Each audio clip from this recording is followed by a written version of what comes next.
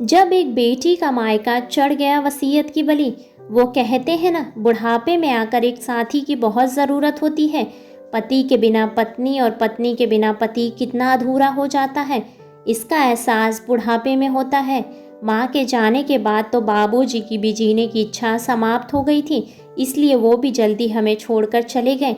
जब तक माँ बाबूजी थे मैं मायके कभी भी चली जाती थी, लेकिन बाद में पता नहीं क्यों एक लक्ष्मण रेखा सी खिंच गई। 1 साल हो गया था मुझे मायके गए, यहाँ तक कि रक्षाबंधन पर मैंने राखी भेज दी थी, पर इस बार भैया के बहुत आग्रह करने पर मैंने छुट्टियों में मायके रहने का 2 दिन का छोटा सा प्रोग्राम बनाया। पूरे रास्ते ट्रेन की गति और मेरे ख्यालों की गति जुगलबंदी कर रहे थे। बाबूजी की बरसी के बाद पहली बार मायके जा रही थी। सबका व्यवहार कैसा होगा, यही सोचकर हृदय बैठा जा रहा था। जब से बाबूजी ने अपनी वसीयत में भैया के साथ मेरा नाम जोड़ दिया था, तब से भैया भाभी का व्यवहार मेरे प्रति बदल गया था। रिश्तों में एक अजीब सी दरार आ गई थी। भाई बहन का प्यार वसीयत की बलि चढ़ गया था। अरे बेटियां अपने मायके सिर्फ अपने माता पिता भाई भाभी का स्नेह लेने के लालच में आती हैं। उन्हें सिर्फ यही लालच होता है कि उनके मायके के द्वार उनके लिए सदा खुले रहें। यही सोचते सोचते मैं अपने गंतव्य पर पहुंच गई थी। भैया स्टेशन पर मुझे लेने आए थे। स्टेशन से घर तक भैया ने सिर्फ 2 ही वाक्य बोले थे, कैसी हो छोटी, रास्ते में कोई तकलीफ तो नहीं हुई। बस उसके बाद तो भैया ने जैसे मौन व्रत रख लिया था। घर पहुंचकर भाभी ने जिस तरह से दरवाज़ा खोला, उनके व्यवहार से मन में कुछ दरक सा गया।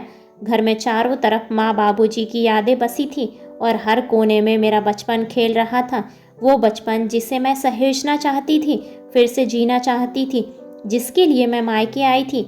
हर बेटी की तरह मुझे भी मेरा मायका जान से ज़्यादा कीमती था। वो 2 दिन मुझे अपनों के बीच परायों जैसा लगा था। आंखें बार बार छलकने को बेचैन थी। रात को खाने की टेबल पर मैंने कमरे में पसरे मौन को तोड़ते हुए बोला, भैया कुछ बात करनी है, बोल छोटी। वो बाबूजी की वसीयत के विषय में।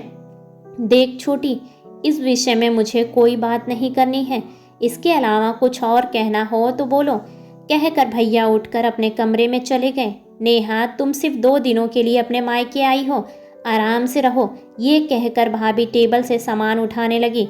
सिर्फ 2 दिन? भाभी के कहे ये शब्द मेरे कानों में शीशा घोल रहे थे। मैं बिना किसी कसूर के अपने मायके में मुजरिमों के कटघरे में खड़ी थी, जिसकी सुनवाई होना नामुमकिन सा था। जिस घर में मैं पली बढ़ी, वो घर मेरा मायका पराया सा प्रतीत हो रहा था। जैसे तैसे 2 दिन गुजार के अपने घर वापस आ गई। अपने घर वापस पहुंचते ही भाभी का फ़ोन आया, नेहा ठीक से पहुंच गई तुम? रास्ते में कोई परेशानी तो नहीं हुई? वो थोड़ा हिचक कर बोली, हाँ भाभी पहुंच गई। मैंने रुधी आवाज़ में बोला, नेहा ये लिफाफा तुम टेबल पर छोड़ गई थी। वो फिर हिचकते हुए बोली, भाभी छोड़कर नहीं गई थी, रख कर आई थी आप लोगों के लिए। नेहा तुम ये क्यों की? भाभी मैंने तो सिर्फ अपना फर्ज निभाया है, यही बात तो मैं आप दोनों से करना चाहती थी, पर ये तो आपकी ही अमानत थी, वापस तो मुझे देनी ही थी। बाबूजी ने अपनी प्रॉपर्टी में मुझे हिस्सा दिया, ये उनका फ़र्ज़ था, और उस हिस्से को जिसका हक था मैंने उसे वापस करके अपना फ़र्ज निभाया। भाभी मुझे आपकी प्रॉपर्टी नहीं, आप लोगों का प्यार चाहिए, साथ चाहिए, और वो अपनापन चाहिए जिसके लिए बेटियां अपने मायके आती हैं। मायका एक बेटी के लिए उसका अस्तित्व होता है। उससे दूर होने की जो पीड़ा होती है वह बहुत ही असहनीय होती है।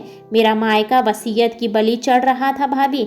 ऐसी प्रॉपर्टी का मैं क्या करूंगी जो मुझे मेरे मायके से दूर कर दे, मेरे भाई को मुझसे दूर कर दे।